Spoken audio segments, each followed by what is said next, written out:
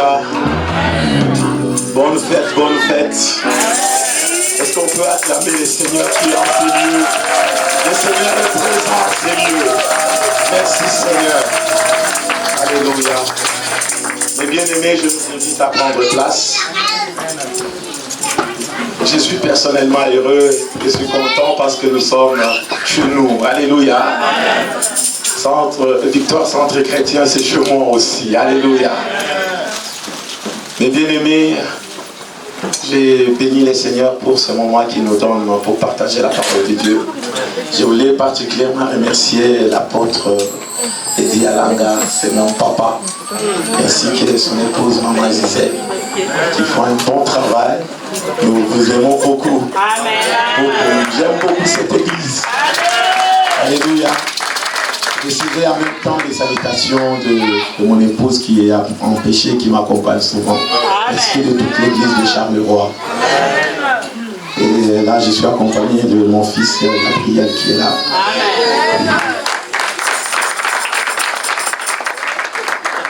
Je suis heureux parce que le thème sur lequel nous allons travailler cette semaine, le réveil, le renouveau, la restauration, le Seigneur va faire quitter quelqu'un de l'humiliation pour la gloire. Et ce soir, je voudrais dire à quelqu'un qui a un message particulier pour toi. Peut-être que tu es venu en famille, mais il y a quelque chose pour toi ce soir. Et je suis édifié déjà moi-même par ce thème. Et le Seigneur m'a fait grâce. J'ai eu à parler sur ce thème dans notre assemblée.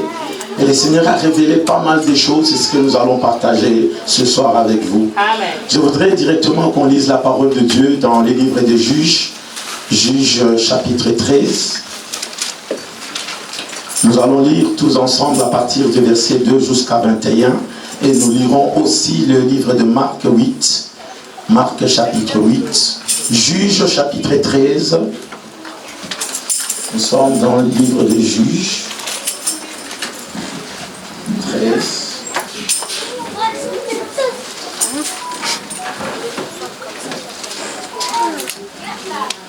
Je ne sais pas si quelqu'un peut projeter aussi les textes, ça va nous servir ce soir.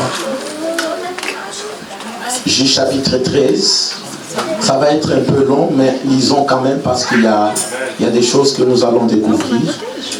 Notre deuxième texte, ça sera dans Marc chapitre 8, 22 à 25. Lisons tous ensemble la parole de Dieu. 1, 2, 3, on peut y aller. Il y avait, à partir du verset 2 jusqu'à 21, il y avait un homme de Soria, de la famille des Danites, et qui s'appelait Mahomash. Sa femme était stérile, elle n'enfantait pas. L'ange de l'Éternel apparut à la femme et lui dit: voici, tu es stérile et tu n'as point d'enfant. Tu deviendras enceinte et tu enfanteras un fils. Maintenant, prends bien garde.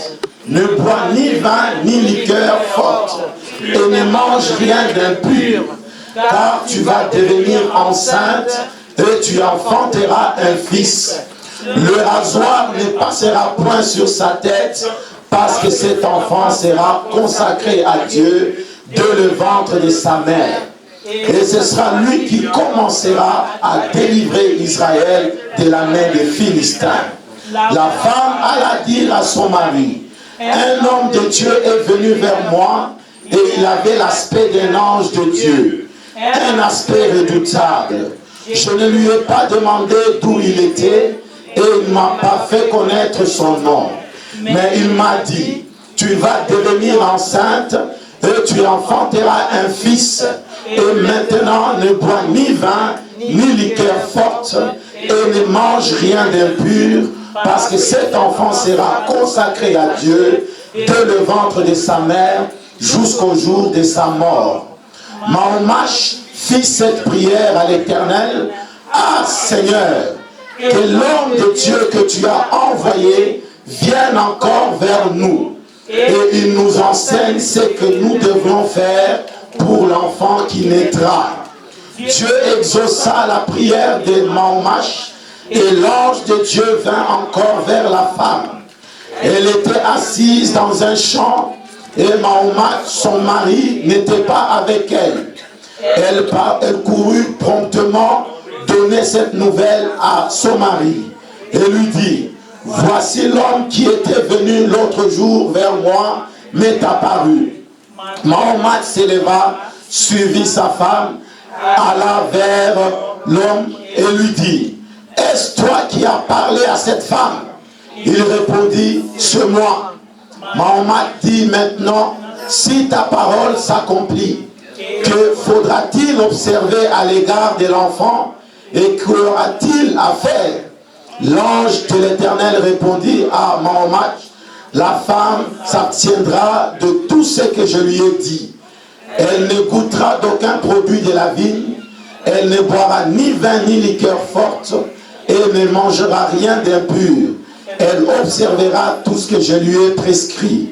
Mahomet dit à l'ange de l'Éternel, permets-nous de te retenir et de t'apprêter un chevreau. L'ange de l'Éternel répondit à Mahomet, quand tu me retiendrais, je ne mangerai pas de ton mets, mais si tu veux faire un holocauste, tu l'offriras à l'Éternel. Mahomet ne savait point que c'était un ange de l'Éternel. Et Mahomet dit à l'ange de l'Éternel, quel est ton nom, afin que nous te rendions gloire, quand ta parole s'accomplira? L'ange de l'Éternel lui répondit, pourquoi demandes-tu mon nom? Il est merveilleux.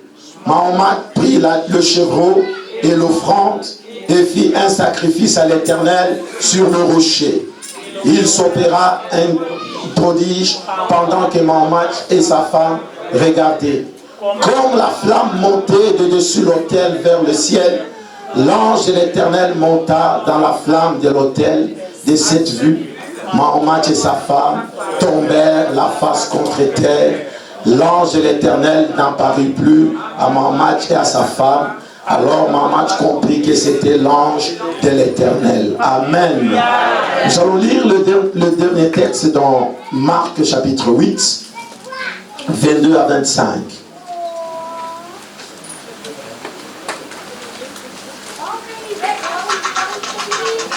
Marc chapitre 8.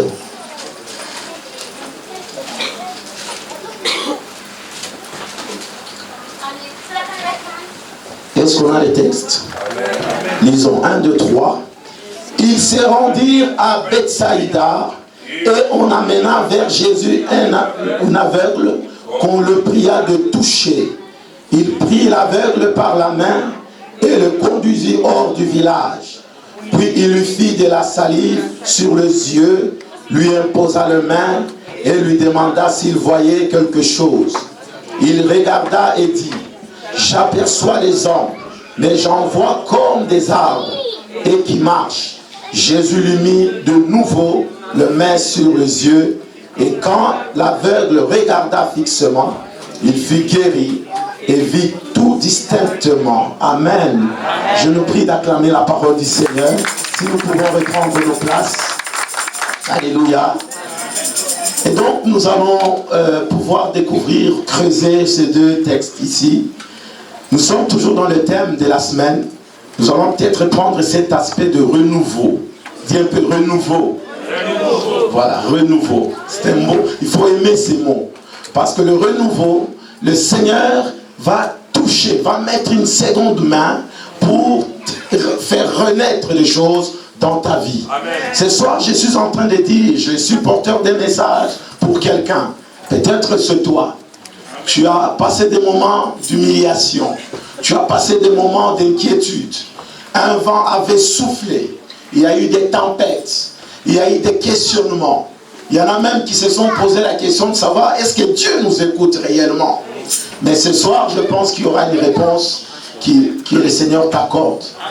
Quand nous voyons cet homme qui était aveugle, la première fois que le Seigneur l'a touché, l'a saisi, a mis sa main sur lui, il ne voyait presque pas bien. Mais c'est à la seconde touchée que l'aveugle a commencé à voir distinctement. Mais bien aimé, notre Dieu, c'est un Dieu de renouveau. C'est un Dieu de restauration. C'est un Dieu quand tout est détruit. C'est un Dieu qui peut tout refaire. Amen. Et je voudrais dire à quelqu'un que quand Dieu vient refaire quelque chose, la gloire de cette deuxième chose, elle est toujours plus grande que la première. Et donc, aujourd'hui, ce soir ici, ne regarde pas que tel n'est pas venu. Toi qui es là, une nouvelle saison va commencer. Amen. Nous allons activer cette saison aujourd'hui. Cette saison va s'ouvrir devant toi. Amen. Ne te pose pas la question, mais comment? La Bible dit, ce n'est ni par la force, ce n'est ni par la puissance, mais la parole qui a l'esprit, accompagnée de l'esprit, va agir. Amen. Tu vas te retrouver là où Dieu te voit. D'abord, ça va commencer à t'étonner toi-même. Oh, acclame un peu Jésus. Acclame Jésus. Il va t'étonner. Ça commencera d'abord par toi-même. Alléluia. Vous savez, même les gens qui sont pressés, quand ils se marient, à la seconde qu'il est en train de se marier, il publie sur Facebook. Vous savez, c'est pourquoi? Parce que lui-même est étonné. Maintenant, quand on est étonné, non, je vais exalter, que le monde voit. Que le monde voit ce que Dieu est capable de faire. Et c'est ce que je prophétise ce soir sur toi. Au nom de Jésus, Dieu va t'étonner d'abord toi-même. Avant que ton entourage soit étonné, toi-même tu seras étonné de te voir là où il t'amène au nom de. Au nom de. Quand tu dis Jésus, il y a l'activation déjà. Alléluia. Est-ce que tu peux acclamer le Seigneur? Bien-aimé, dans le texte que nous venons de lire, c'est tellement clair. On voit cette femme qui était stérile avec son mari et Dieu les a visités. La femme, l'ange lui apparaît, il lui parle.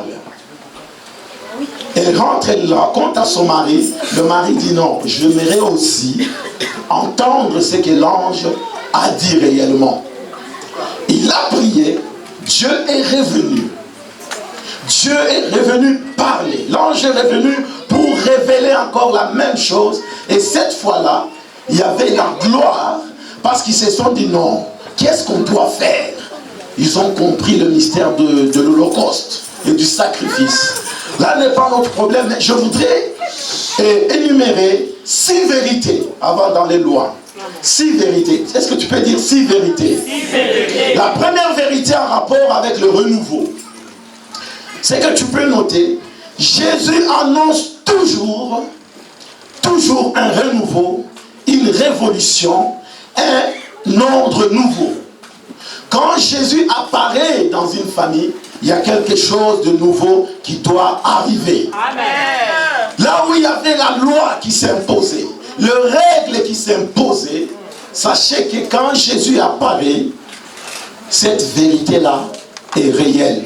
Vous allez la voir, c'est qu'une chose nouvelle commence. Amen. Ce soir, ça dépendra de la manière dont tu verras, c'est Jésus. Lorsque Jésus apparaît dans une vie, bien-aimé, la vie change. Un ordre nouveau commence. Là où la loi s'imposait, les règles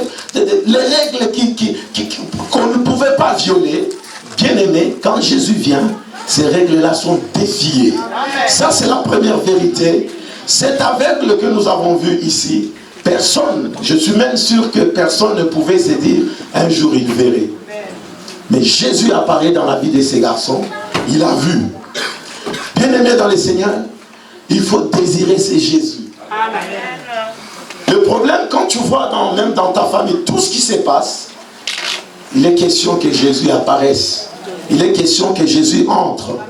Parce qu'il ne peut pas il ne peut pas rester indifférent face à cette maladie. Amen. Même si c'est les cancers, même si c'est les sida, Jésus change tout. Amen. Ce soir, crois en cela.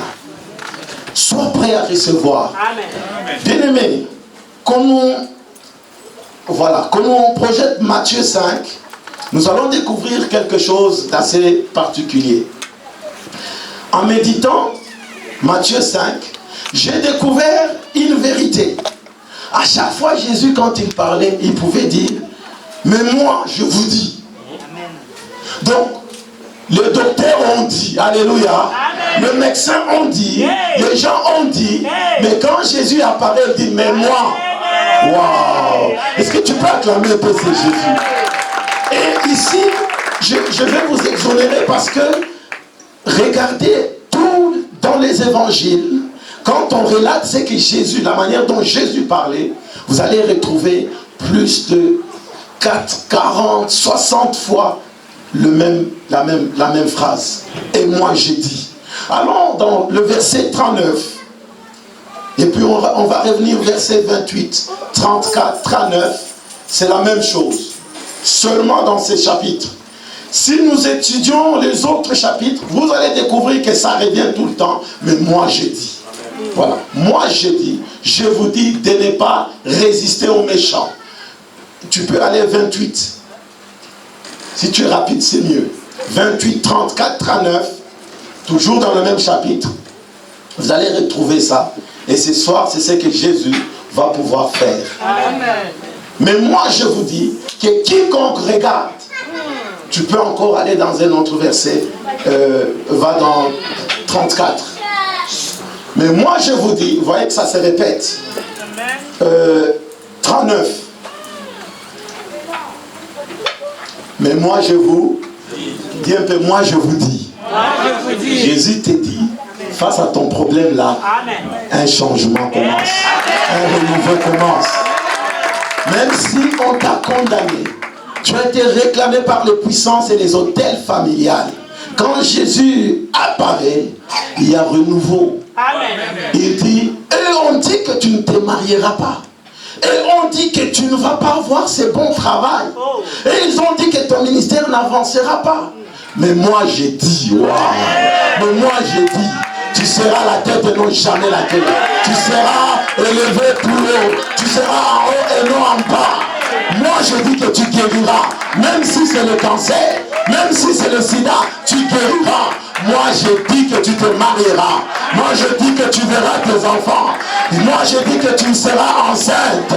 Même si on a enlevé l'appareil génital, toi tu auras ton miracle. Parce que c'est Jésus qui dit. Jésus ce soir est en train de dire à quelqu'un que moi je dis tu enfanteras. Moi je dis tu enfanteras. Oh bien-aimé, tu vas enfanter. Quand le médecin dit, prends ça en réserve parce qu'ils sont limités. Mais cherche à ce que Dieu dise. Wow. Est-ce que tu peux acclamer le Seigneur? Alléluia. Je me souviens un jour, nous étions en train de démarrer. Je connais Daddy, ça fait maintenant 5 ans plus ou moins. On démarrait l'église à l'époque. Dans la ville de Charleroi, il y a l'occultisme à un haut niveau. Et quand nous avons commencé l'église, il y a eu même un monsieur qui est venu nous voir pour dire, monsieur, vous allez fermer. J'ai dit, waouh, fermer. Je regardais les gars, j'ai dit, mais c'est lui qui me dit ça. Il était tellement, il avait l'air sûr de lui-même. Parce que dans le même quartier, il y avait une autre église évangélique qui avait fermé, dont le pasteur était mordu par un chien inconnu. Vous ne pouvez pas vous imaginer. Et il m'arrivait même un dimanche comme ça, parce qu'on a commencé le ministère, il y a que les délivrances. Mais en fait, c'est vrai que c'est bien, on chasse les démons, mais il nous est arrivé parce que les gens n'avaient pas la parole de Dieu. Et un dimanche comme ça, je suis devant, je vois une personne, 2, 3 qui s'élèvent, qui partent. Oui, on est resté là, mon épouse et voilà, quelques personnes. Alors j'ai dit, mais qu'est-ce que j'ai dit du mal? En fait, ces gens-là étaient en train de nous travailler. Là où l'église était implantée, il y avait 3 hôtels de francs-maçons qui nous entourent. Des gens, des hommes politiques et souvent qui venaient là pour faire leurs incantations. Alors je commence à prier. C'était un combat difficile. Vraiment. Alors, le Seigneur m'a conduit à voir l'apôtre. Qu'est-ce que j'ai cherché? J'ai cherché que quelqu'un dise un mot. Dit que non, ça va marcher. Alléluia. Quand je suis seulement venu, on a parlé.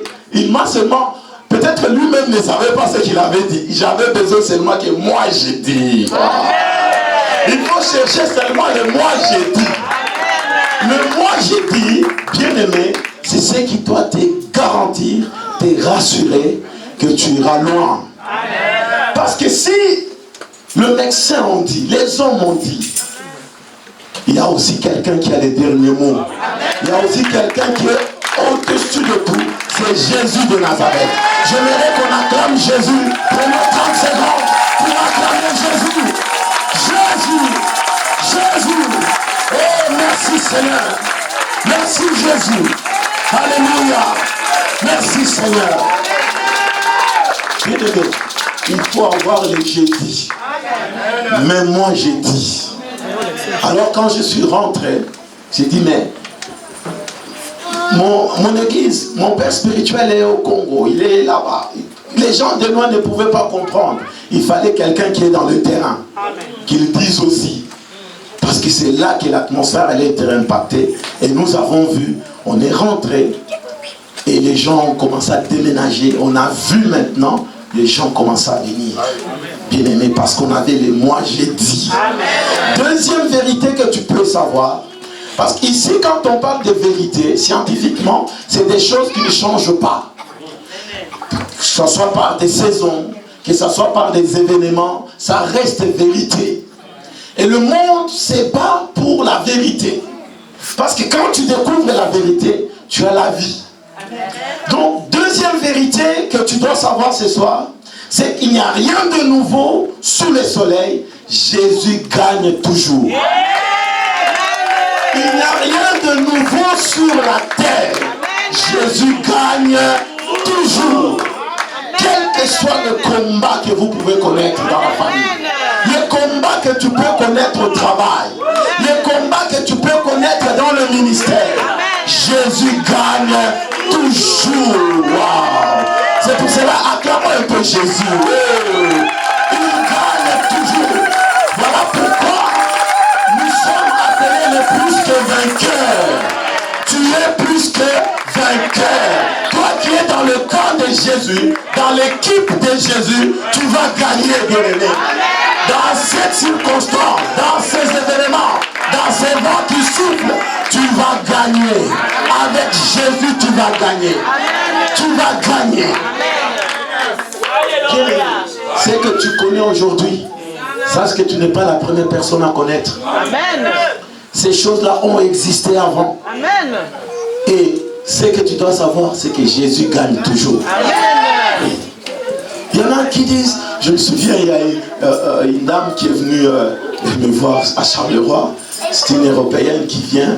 Il dit, mais moi, le médecin a dit que je ne peux pas laisser ces médicaments. Mais en t'entendre parler, parce que là, je me souviens au début, quand je finis ma prédication, donc je passais le temps à expliquer pourquoi j'ai dit ça. Ah oui, quelque part, l'église nous fait grandir. Alors, avant de passer devant des gens, je passais beaucoup de temps. Je me disais, mais si on posait cette question, comment je vais répondre? Ça m'a fait grandir. Amen. Ça m'a poussé même à voir maintenant à écrire les livres. Amen. Alléluia. Amen. Bien aimé, il me dit, tu as dit que Jésus guérit. Oh non. C'est vrai, Jésus nous fait du bien, mais au point de guérir. Moi, je souffre de bipolarité. Et là, c'était ma toute première fois d'entendre qu'il y avait la maladie qu'on appelle bipolarité. Alors, je lui dis, écoute, ce que tu as entendu au culte, ça reste ça. Comme je dis là, qu'il guérit, il guérit. Alors, il dit, ok, ça va, et pendant combien de temps? Et là, je regarde par la foi, et je lui dis, bon, d'ici 6 mois, si la même maladie continue, viens me revoir. Oui. Alors, j'aime, il y a des gens, c'est pourquoi il faut vraiment être sincère avec Jésus. Amen. Soit tu es dans son camp, ou soit tu n'es pas. Donc tu ne peux pas être dans le camp des gagnants, mais tu es en train de douter, est-ce qu'on va gagner ou on ne va pas gagner? Non, non, non, non. Nous devons être sûrs que nous allons gagner. Avec Jésus, on gagne toujours. Amen. Alors la dame, elle est allée à l'hôpital. Elle a même parlé à son médecin pour dire, j'ai rencontré un pasteur. Il est d'origine africaine. Qui m'a dit que c'est possible d'être guéri par la prière. Le médecin lui dit, j'entends souvent les gens dire, mais je ne crois pas trop.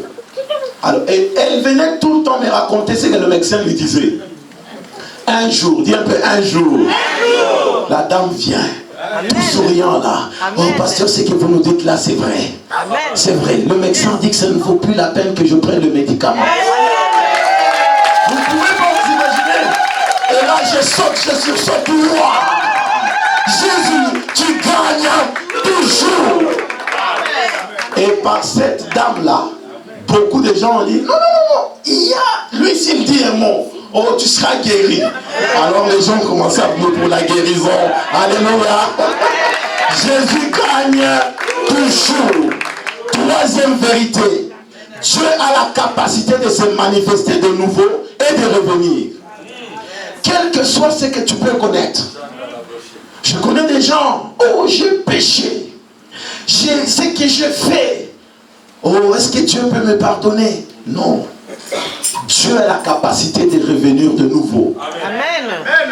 Dieu peut réapparaître encore dans la famille. Amen. Il y a des personnes qui sont là, oh, à l'époque, on était bien.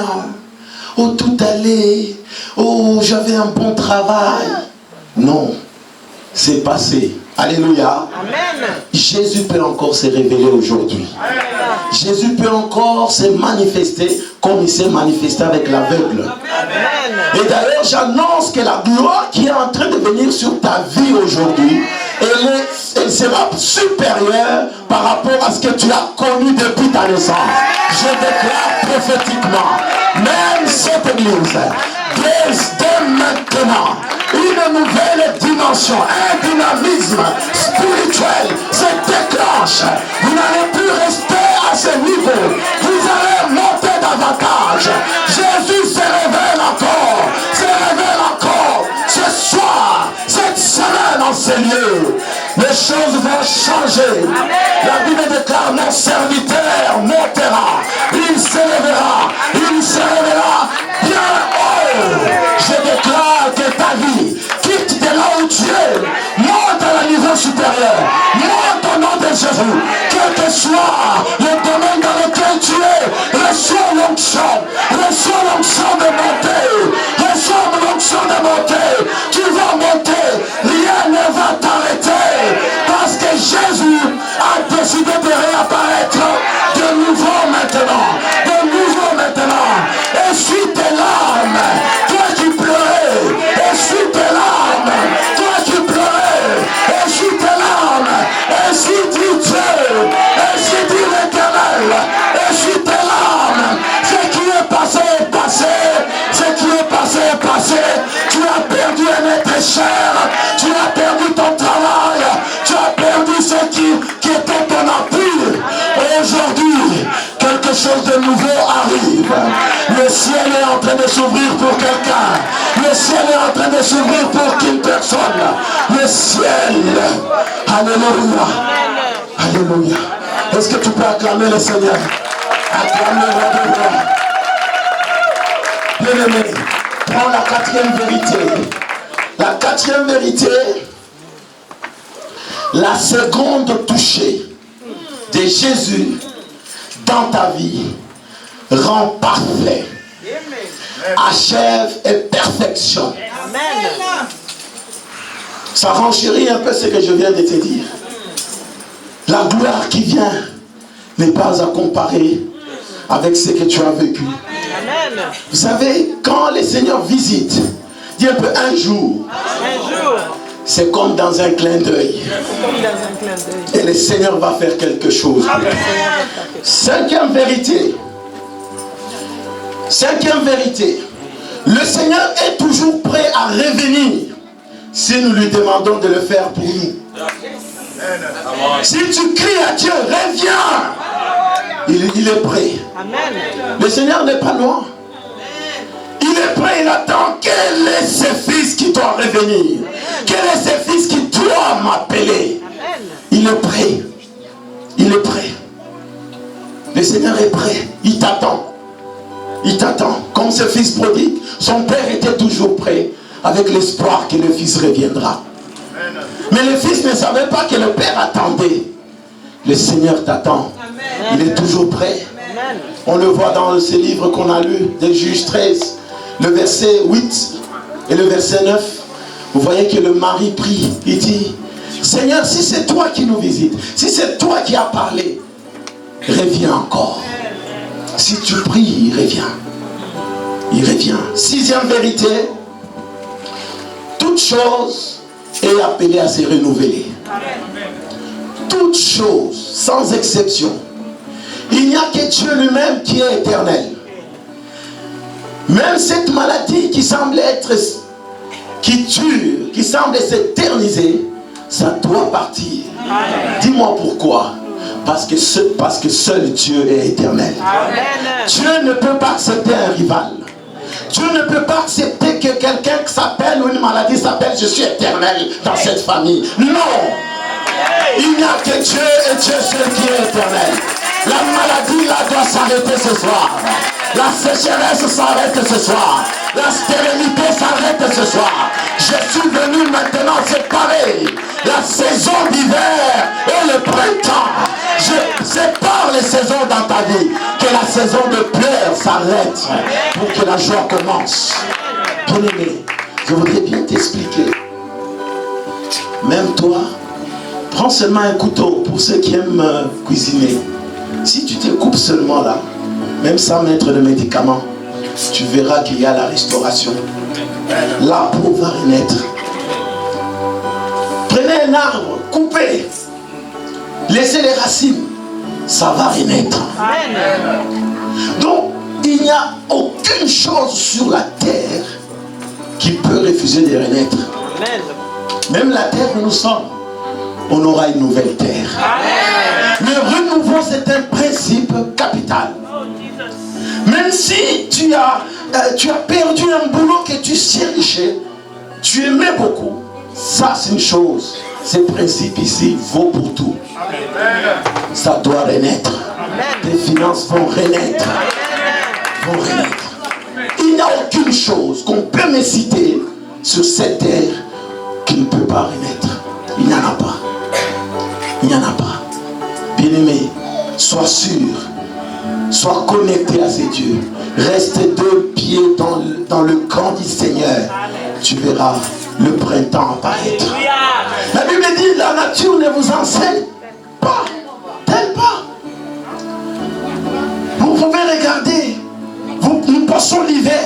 Les gens ont même du mal à se saluer. Tout le monde a froid, on court. Vous montez, vous descendez. Ça rend des humeurs bizarres. Mais quand le printemps commence, alléluia. Quand ce temps commence, là on voit maintenant tout de manteaux qu'on met de côté. Les gens commencent maintenant et il y a même nos filles qui exagèrent pour se dire non, on va marcher nu carrément. Parce que s'il fait bon. Non. Le beau temps arrive dans ta vie. Je sens les ciels s'ouvrir sur cette église. Le ciel est en train de s'ouvrir. Une chose nouvelle arrive. Ce que tu as perdu, tu l'auras encore. Au nom de Jésus. Amen, amen. Je voudrais maintenant passer au 2e point. Ici, vraiment, suis-moi très bien. Nous sommes sur cette terre, nous sommes en guerre. Dis un peu, nous sommes en guerre. Nous sommes en guerre. Voilà. Nous sommes en guerre contre les œuvres du diable.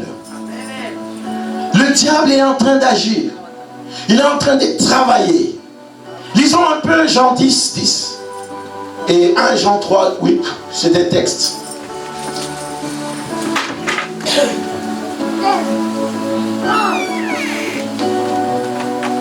Nous devons comprendre que dans le concept de renouveau, lorsqu'on parle du renouveau, c'est-à-dire qu'il y a quelque chose qui a été détruit. C'est-à-dire qu'il y a quelque chose qui a été volé. C'est pourquoi vous voyez quelqu'un, j'ai renouvelé mes fauteuils. Waouh! Mais pourquoi tu as renouvelé? Ah, c'était des vieux fauteuils d'avant, je les ai mis dehors. Toute chose peut être renouvelable. Mais ce qu'on doit renouveler, c'est des choses qu'on a abîmées. Des choses qui sont détériorées. Les choses même qu'on a volées. Tu peux renouveler ta voiture qui a été volée. Ce soir, prophétiquement, reçois un renouveau. Quelque chose va changer maintenant là dans ta vie. Quelque chose. Écoutez ce que le diable fait. Le voleur ne vient que pour dérober, égorger et détruire. Moi, je suis venu afin que le brebis ait la vie et qu'elle soit dans l'abondance. Alléluia. Le diable, il sera là. Et ce qui est très dangereux, il y a des gens qui croient que leur malheur, c'est Dieu. Ah, pourquoi Dieu a permis ça? Ils oublient le travail du diable. Lisons dans 1 Jean 3, 8.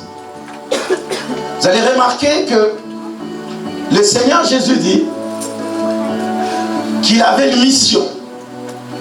Il a fait son apparition avec une mission. Il dit, c'est lui qui pêche du diable, car le diable pêche dès le commencement. Le Fils de Dieu a paru afin de détruire les œuvres du diable. Amen. Afin de détruire les œuvres du diable. Alléluia. Alors ici, j'aimerais que tu puisses ouvrir bien tes oreilles, parce que tu vas commencer à remarquer autour de toi combien le diable travaille. Œuvre, c'est le travail. En d'autres termes, la Bible dit que le Fils de Dieu est venu, le Dieu qui était invisible est venu de manière visible, est venu faire son apparition sur la terre pour une mission afin de détruire les œuvres du diable. Dis-moi, quelles sont les œuvres du diable? Et c'est écrit au pluriel, les œuvres du diable. Le diable, principalement, détruit ou travaille à 3 niveaux. Il y a un peu 3 niveaux. 3 niveaux. Maintenant, si le Saint-Esprit te donne un 4e niveau, c'est encore une bonne découverte. Mais moi, j'ai découvert qu'il y a 3 niveaux où on retrouve le travail du diable. Parce que là, l'onction sera libérée, le renouveau. Mais il faut que tu comprennes. Parce que deux fois, quand tu n'as pas la révélation, tu ne verras pas que le renouveau a commencé. La première chose, le diable détruit les relations. Dis un peu relations. Les relations, c'est là que Dieu nous bénit. C'est là que l'homme se retrouve, ou retrouve sa destinée. Tu remarqueras que le diable va t'éloigner des connexions qui vont faire que tu puisses réellement vivre la gloire de Dieu. Dis un peu relation. Il y a 3 relations ici où il faut tirer attention. La première relation, c'est l'homme et Dieu. Donc toi et ton Dieu. Ça, c'est un combat permanent. Le diable fera tout pour que toi et Dieu vous séparez. Des fois même, tu as du mal à venir à l'église. Sache que c'est le diable qui veut te séparer de Dieu. Tu veux méditer la parole, il te dit non, finis encore la série. Ah oui. Ce n'est pas parce que la série te fait du bien, non. Derrière, il veut carrément rompre ta relation avec Dieu. Dis un peu, ma relation avec Dieu, personne ne peut la rompre. Au nom de Jésus. Cette relation est capitale. Si tu romps ta relation avec Jésus, tu es mort. Tu es mort. Et c'est ça la lutte de tous les jours. Le diable viendra pour que tu puisses te séparer avec Dieu. Parfois tu passes des moments sans prier. Tu vas travailler. Tu rentres fatigué. Ah, je vais prier le dimanche. Bien-aimé, pendant qu'il te sépare avec Dieu, c'est pour bien te travailler. Fais attention. Toute la lutte que nous avons en tant qu'enfants de Dieu, c'est qu'on se sépare du Dieu créateur. Et ici, je voudrais lancer un appel à quiconque qui n'a pas vraiment une relation avec Dieu, de renouer par son Fils Jésus-Christ. Parce que le renouveau ne concerne pas tout le monde. Le renouveau dont on parle ici, ça concerne les enfants de Dieu. Ceux qui sont enfants de Dieu, qui ont traversé des tribulations, des troubles. Dieu dit, ne vous en faites pas, je vais vous restaurer. Je vais vous renouveler. Je suis présent. C'est une occasion, bien-aimé, dans ces vies, de se décider, de dire, je veux me connecter avec Dieu. Je veux rester connecté à mon Créateur. personne ne m'empêchera cette communion avec Dieu. Bien-aimé, je me souviens quand j'ai reçu Jésus, j'avais 17 ans et demi. J'étais fils aîné, aimé beaucoup de mon père, de ma mère, la famille. Et la famille était... On avait une grande famille, on a une grande famille.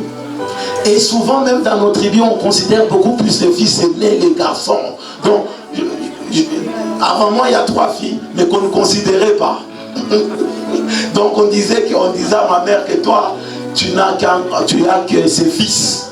C'est celui que tu nous as donné. En tout cas. Et alors quand ma maman voyait ça, elle a encore eu d'autres enfants à la recherche des garçons. Et nous sommes 12.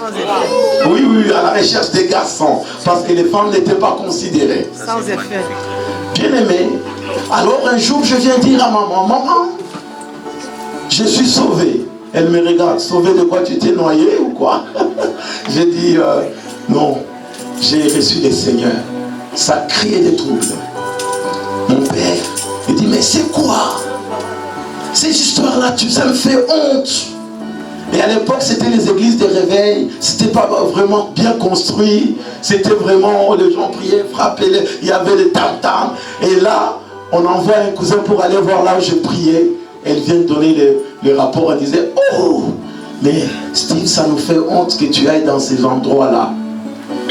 Alors c'était trouble sur trouble. Mais en moi, je sentais l'appel.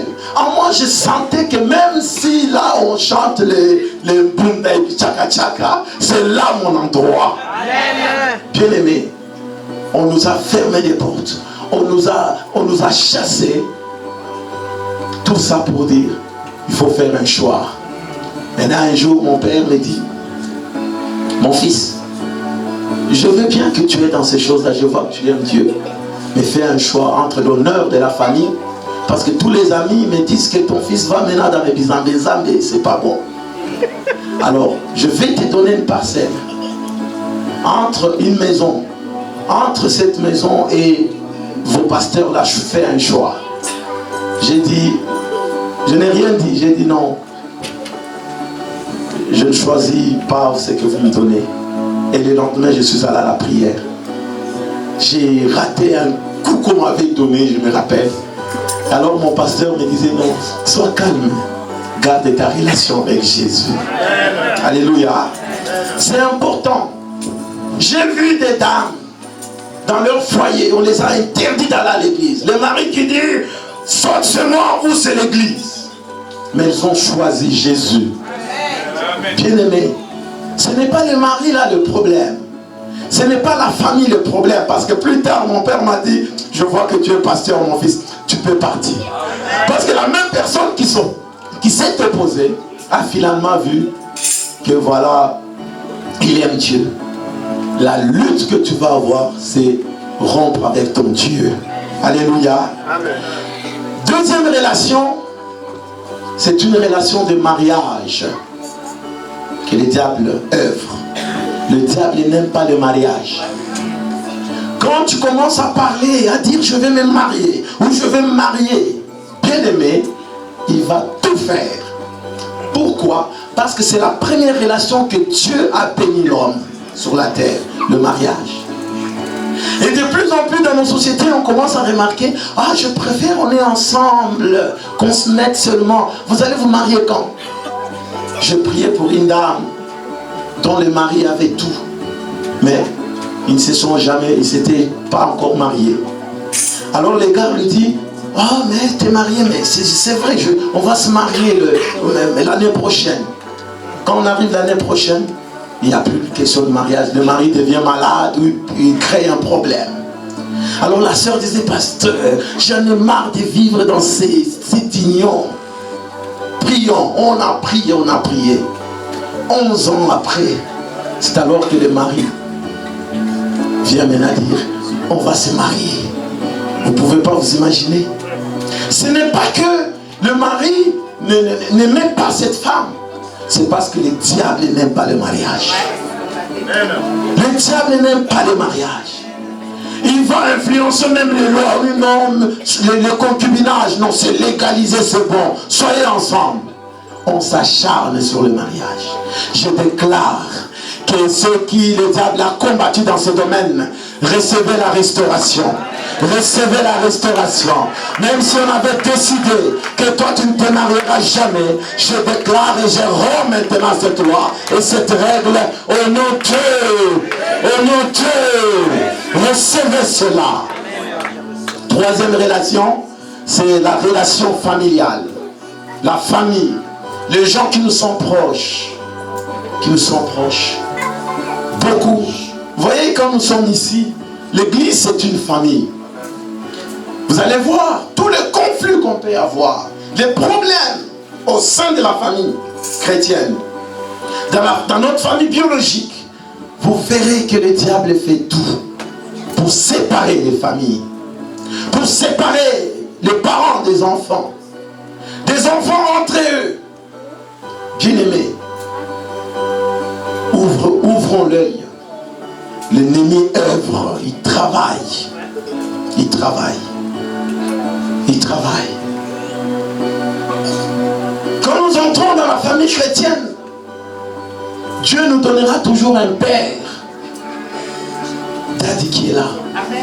Si tu commences à sentir dans ton cœur que ça ne va pas avec ton père, c'est le diable qui est derrière.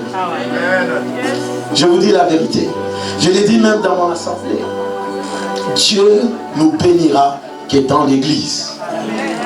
La grâce dont on parle, la grâce, c'est dans l'église. La grâce est destinée à l'église. Mais un jour, cette dispensation de la grâce passera. Le temps des Juifs va reprendre. Mais sur cette terre, Dieu visite les hommes que par l'église. Il place les dons. Il met le ministère. Si on a la paix dans ce monde, c'est grâce à l'église. Je vous dis la vérité. Il y a l'église universelle. Oui. Mais cette église universelle, ce n'est pas dans l'air. C'est l'ensemble des églises locales. Dieu te donnera un père spirituel. Te donnera un pasteur. Si tu entres en conflit avec lui, bien-aimé, tu creuses ta mort. Et c'est le diable qui est derrière. Je me souviens, quand le Seigneur a commencé à nous utiliser, on était beaucoup dans la jeunesse. Moi, j'étais le dernier à entendre Dieu. Tout le monde, les jeunes gens, nous étions dans l'intercession. 14, 15, 16 ans, Dieu parlait, ainsi dit l'Éternel. C'était des dons extraordinaires. Je me disais, Seigneur, à quand moi? Il n'y a que moi qu'on prophétise. Je vais t'entendre. Alors, jusqu'à ce que le Seigneur m'a accordé la grâce. Mais parmi les jeunes, nous étions la jeunesse à l'église. Il y avait un de mes amis dans le Seigneur. Dieu l'a utilisé terriblement. Il avait une grâce prophétique extraordinaire. Non, on les surnommait même, on disait, bon, on parlait qu'il était un voyant, un prophète majeur, tout jeune. Mais nous avons évolué. À un certain moment, l'orgueil est monté. Je suis venu en Europe, j'ai vu comment il a organisé des choses, des miracles, tout ça, beaucoup de choses, de l'admiration, quelle grâce. Mais dans son message, un jour, je me dis, je vais quand même les suivre. Il ne faisait que critiquer les pères. Oh, ils n'ont rien fait, ces gens, on va les corriger. On va les corriger, ces gens. Nous allons apporter l'évangile. Le Saint-Esprit m'a dit dans le cœur, cet gars n'ira pas loin. Oui, n'ira pas loin. Et quelques années plus tard, quand je viens de le voir, il ne fait que recommencer à zéro. Alléluia. Il faut reconnaître et tisser les relations familiales chrétiennes que nous avons. C'est là que Dieu nous bénira. J'aimerais ici donner une révélation et on va prier avec ça. Dieu nous bénira toujours par quelqu'un. Dieu nous bénira, il ne descendra pas. Le renouveau qui va arriver, il y aura toujours quelqu'un par qui Dieu va passer pour te montrer que voilà, dans cette boîte, on cherche quelqu'un. C'est ce que moi j'appelle les personnes bénédiction. Dis un peu, Père, Seigneur, envoie des personnes bénédiction dans ma vie. Envoie les personnes bénédiction. Au nom de Jésus, tel que tu as prié, il t'a exaucé. Le diable aussi fera tout pour envoyer ses disciples. Il passera par quelqu'un pour te détruire. Le diable aussi passe par les relations. Et j'appelle ça les personnes malédiction. Quand tu rencontres une personne malédiction, tu finis par regretter plus tard. Combien de nos jeunes dames disent, si je n'avais pas croisé cet homme dans ma vie, je ne sais pas. Oh, prions de ne pas croiser les personnes malédiction. Prions. Le diable ne viendra pas dire, oh, c'est moi le diable. Je viens dire non. Je viens chez toi, tu me reçois ou pas? Non. Il passera par quelqu'un. Il passera par quelqu'un. Quand Jésus racontait ce qui allait lui arriver, Pierre lui dit, non, cela ne va pas. Jésus dit, non, arrière de moi, Satan. Il viendra te donner un bon conseil d'homme. Mais derrière, c'est le diable qui te parle. Alors c'est pour cela. Ne sois pas quelqu'un, ne sois pas méfiant. Alléluia. La méfiance, ce n'est pas le Saint-Esprit. C'est que tu peux maintenant dire ou prier chaque jour. Dis, Seigneur, envoie vers moi des personnes bénédiction. Saint-Esprit, éloigne toute personne malédiction de ma maison, de mes enfants, de mon ministère. Si tu fais cette prière, parce que le Saint-Esprit connaît les cœurs. Quand tu parles avec une personne, ce n'est pas son sourire, mais le Saint-Esprit voit déjà dans le cœur de l'homme. Combien de gars, quand ils regardent, oh, c'est une sœur en Christ, quand ils se pointent, oh, mais tu sais, Jésus il est bon, oh, mais... il commence d'abord par te parler de Jésus. Et là, la sœur dit, oh oui, il est chrétien, oh, pasteur, il a parlé un peu de Jésus. Bien-aimé, le diable sait comment il peut t'avoir. J'ai une sœur qui s'est mariée, mais avant son mariage, à chaque fois que la bénédiction venait, il y avait un séducteur qui arrivait. Il lui fait passer d'abord le temps et après, elle s'essuie même. Elle a passé des années comme ça jusqu'à ce qu'elle a compris que voilà, je dois prier. Seigneur, éloigne de moi ces séducteurs. Je déclare sur ta vie, toute personne malédiction, infiltrée dans ta famille, infiltrée dans l'église, infiltrée dans ta vie, puisse partir au nom de Jésus. Je déclare maintenant une saison où les personnes malédictions n'auront plus accès à toi. Au nom de Jésus, au nom de Jésus, maintenant que l'Esprit de Dieu en ces lieux, Amen, attire vers toi des personnes bénédictions au nom de... La Bible dit, nul ne peut venir au Père si le Père ne l'a pas attiré. Je déclare que le Seigneur attire des bonnes personnes, des bons associés, des bons collaborateurs. Il t'attire un bon partenaire dans le mariage. Au nom de... Recevez cela. Qu'il t'attire même des bons médecins qui peuvent par l'Esprit de Dieu diagnostiquer la maladie. Qu'il attire vers toi des bons enseignants, des bons amis. Au nom de... Au nom de... Est-ce que tu peux acclamer maintenant le Seigneur? Alléluia. Mais bien aimé, je veux maintenant aller vite. Deuxième chose où le diable travaille. Bien aimé, il travaille sur la richesse financière. Oui. Bien aimé, il y a des gens qui ont du mal quand on parle de l'argent. C'est le diable. Parce que la pauvreté va même faire que tu ne rencontres pas Jésus. Hein. La pauvreté n'est pas une bonne chose. Dis un peu, je refuse la pauvreté. J'ai vu des gens qui m'ont dit, pasteur, j'avais envie de venir à l'église, mais je n'avais pas les tickets. Ah! Alors que ce jour-là, la gloire est descendue, les gens étaient visités. À cause du ticket, quelqu'un rate sa visitation. La pauvreté n'est pas une bonne chose. Un pauvre, il est possible 99% qu'il a en enfer. Parce qu'à chaque fois, il va envier les gens. Il va jalouser. La jalousie, c'est les œuvres de la chair. Nul ne peut voir les seigneurs avec ça. Tu vas voir, oh mais regardez, oh, cette soeur-là bien habillée, elle est orgueilleuse. Non, c'est pas qu'elle est orgueilleuse, c'est toi. Parce que tu n'as pas. Je prie maintenant que dans cette assemblée, qu'il n'y ait pas de pauvres. Qu'il n'y ait pas de pauvres au nom de Jésus. Le diable va t'amener à un niveau tel que... J'ai vu une soeur qui disait, pasteur, je ne peux pas laisser cet homme, c'est lui qui me supporte en tout.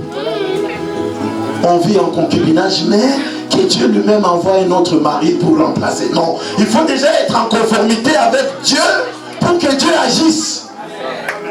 Quand je lui dis, bon, tu dois d'abord te mettre en ordre, elle a quitté l'église. Bien aimé, la pauvreté, tu risques même d'être un rebelle à Dieu à cause de la pauvreté. La pauvreté n'est pas une bonne chose.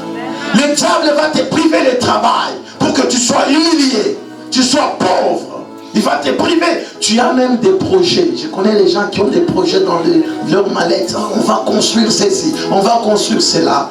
Mais dans la pauvreté, ces projets-là n'ont jamais vu jour. La pauvreté. Mets un peu ta main comme ça. Dis Seigneur, délivre-moi de la pauvreté. L'or et l'argent t'appartiennent. Donne-moi l'or. Donne-moi l'argent. Donne-moi la richesse de cette nation. Au nom de Jésus. Amen. Bien aimé, la richesse financière. Le diable va tout prendre. Jésus, les gens disent que les disciples de Jésus étaient pauvres. Non. Mais je n'ai pas le temps pour vous montrer, c'était des entrepreneurs. C'était des gens qui avaient l'argent. Vous connaissez combien même la tunique de Jésus coûte? Bien aimé. Donc, ce qui fait que le diable fait que nous soyons, que nos relations avec la nature, les animaux même, avec toutes les plantes, même les climats, appauvrissent les gens. J'ai vu un papa, c'était à Kinshasa. Il y a eu un ravin qui s'est effondré seulement sur son immeuble. En plein Gombe. Dans la commune de Gombe. L'immeuble s'écroule comme ça. Le monsieur est devenu pauvre en un jour. Et après, il en est mort. Il y a des gens qui ne supportent pas la pauvreté. Bien aimé, refuse la pauvreté dans ta vie. Si la pauvreté commence à te guetter, cherche Dieu. Cherche Jésus. Que Jésus apparaisse. Parce que la Bible dit, le Fils de Dieu a paru. Apparu. Cherche Dieu. Mais il existe, je voudrais passer très rapidement, il existe des lois pour protéger nos biens, pour protéger nos richesses. Tu es chrétien, tu te dis, oh non, moi la dîme, d'ailleurs tel a prêché qu'on ne donne pas la dîme. Est-ce que c'est elle qui va te nourrir? C'est elle qui va te donner les richesses? Toi qui ne donnes pas la dîme à l'église, tu crois que c'est de la fausseté? La dîme a une puissance incroyable. Je ne vais pas prêcher là-dessus, c'est un autre enseignement. Mais ça fait partie des règles pour garder nos richesses, pour le préserver. Parce que tu le veuilles ou pas, Dieu va récupérer ce que tu lui voles là autrement. Oui. Le dévoreur viendra. On va recalculer. Est-ce que toi tu peux voler l'État belge? Si tu as les dettes aux impôts, on va te prendre jusqu'à tes chaussures. Si tu ne sais pas, on va tout prendre. C'est des lois spirituelles. Tu ne sais pas protéger tes biens. Tu ne sais pas te connecter financièrement. Bien aimé, tu appelles la pauvreté. Tu appelles la destruction. Mais ce soir, si tu décides de mettre tes deux pieds dans le camp de Jésus, bien aimé, il y a un renouveau qui va commencer. Il y a un renouveau qui va commencer. Des décide-toi de dire, même lorsque je vais être affamé, mais si j'ai 10 euros, mais 1 euro c'est pour Dieu, je ne peux pas toucher à la partie sacrée de Dieu. Décide-toi. Tu verras le renouveau. Amen. Tu verras les renouveaux. J'ai des personnes à l'église, chez nous, qui n'avaient pas compris la puissance. Et d'ailleurs, le jour où le Seigneur m'a dit, il faut prêcher la dîme. J'ai dit, ah Seigneur, ça c'est un thème difficile. Il y a des gens, non, touche-le toi-même. La première fois, j'ai dit, Seigneur, parle-les eux-mêmes. Alors j'avais du mal. Et la deuxième fois, le Seigneur insiste, je viens avec le sujet. Aujourd'hui, je vais vous parler de la dîme. Alors quelqu'un dit, je n'ai jamais entendu ça, c'est quoi? Quand je prêchais ça, le Seigneur a ouvert les portes de beaucoup de gens. Oui. On avait du mal à avoir le loyer, mais le Seigneur a commencé à faire prospérer les personnes parce qu'il respecte le principe. Il y a une dame qui est venue me dire après la prédication, une semaine après, pour me dire, pasteur, quand tu disais là, je me disais, mais moi je n'ai pas beaucoup. Si j'enlève seulement la dîme, mais je ne veux pas bien vivre ces mois. Mais j'ai décidé d'obéir. Quand elle a remis la dîme à l'église, quelqu'un l'appelle à la maison pour dire, je fais les courses de tout le mois pour toi. Elle vient témoigner à l'église. Bien aimé. Et il y en a, quand j'ai prêché sur ça, il y en a maintenant une dame qui est venue dire, pasteur, je veux te voir. Ta prédication c'était bien, hein, mais je vais t'expliquer ma situation. Et en même temps, elle avait son enveloppe avec une dîme dedans. Alors elle me pose la question, mais pasteur, est-ce que je dois te remettre cette dîme? Parce que, regarde, elle me montre d'abord la liste. Elle touche 802 €. Alors elle me montre la liste, je paye mon loyer, 274. Je paye ceci pour ma nourriture. Et voilà, ma facture de base est autant. Et toutes ces dépenses, ça dépasse même des revenus. Mais maintenant il me dit, mais pasteur, qu'est-ce qu'on fait? Je t'étonne ou tu... Alors, je suis resté, j'ai dit, waouh! Elle a toute la bonne volonté de donner la dîme, mais elle me montre, regarde. Et alors le Seigneur me dit, ce n'est pas toi qui as écrit la parole de Dieu. C'est pas toi qui as écrit la parole de Dieu. Je lui dis, toi obéis à la parole de Dieu. Alors elle a donné la dîme à me regarder en disant, ah. Donc elle était venue me convaincre pour que j'ai sur la liste de l'église, qu'elle soit celle qui ne donne pas les dîmes parce qu'elle n'a pas assez. Bien aimé, quand elle a commencé à donner sa dîme, elle n'a pas fait 3 mois, on la prend à la commune de l'État. Elle trouve un contrat. Depuis lors, même quand elle a 5 € 50 centimes, elle écrit dîme. Donc elle est restée, je peux dire entre guillemets, fanatique de dîme. Wow, acclame un peu le Seigneur. Je déclare un renouveau dans tes finances. Un renouveau dans tes finances. Et non Dieu, je refuse la pauvreté dans ta vie. Que les portes s'ouvrent. Quand tu décides de marcher avec Jésus, tu seras gagnant dans tout. Dans tes finances, dans tes relations, tu seras toujours gagnant. Alléluia. Je vais terminer avec le 3e point, où le diable travaille. Le diable travaille en détruisant la santé. Je vais parler de 3 choses. La première chose, les relations. Relation avec ton Dieu, veille.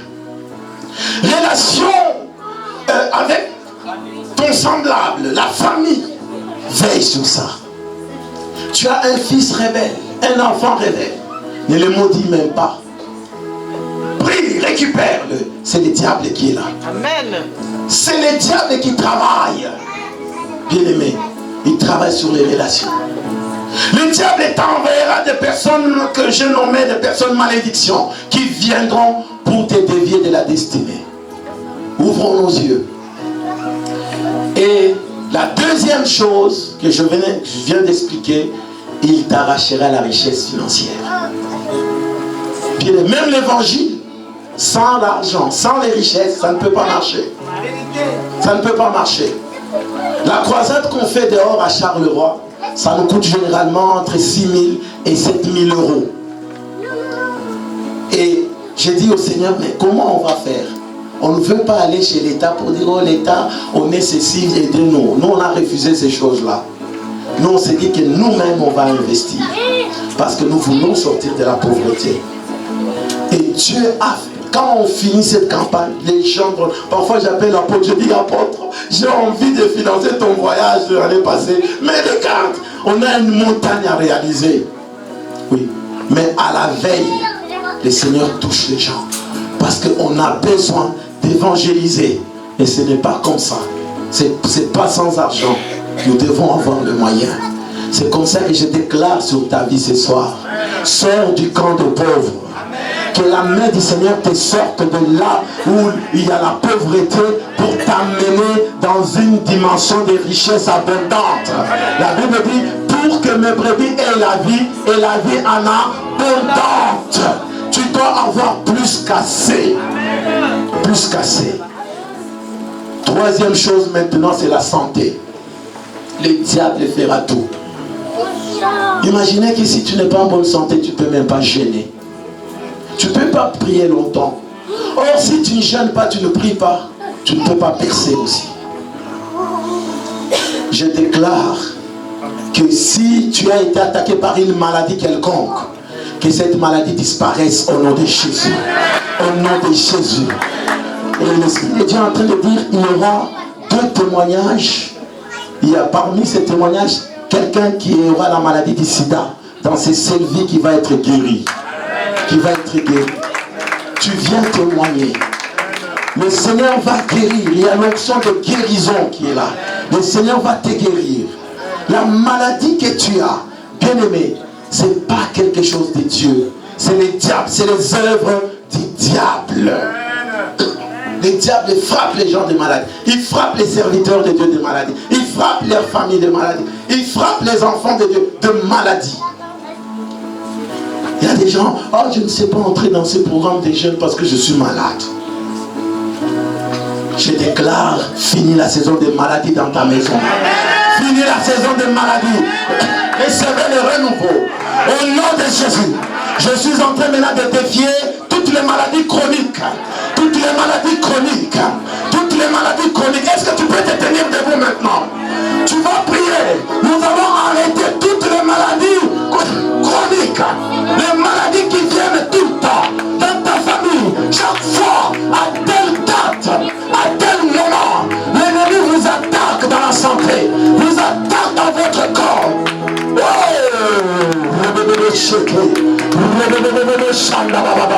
Commence à briser ces lois.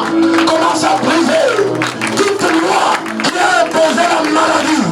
Qui a imposé la maladie. Qui a imposé la maladie dans ton corps. Dans ton corps. Ce soir, c'est fini. La Bible dit, le Fils de Dieu a apparu. Le Fils de Dieu a apparu.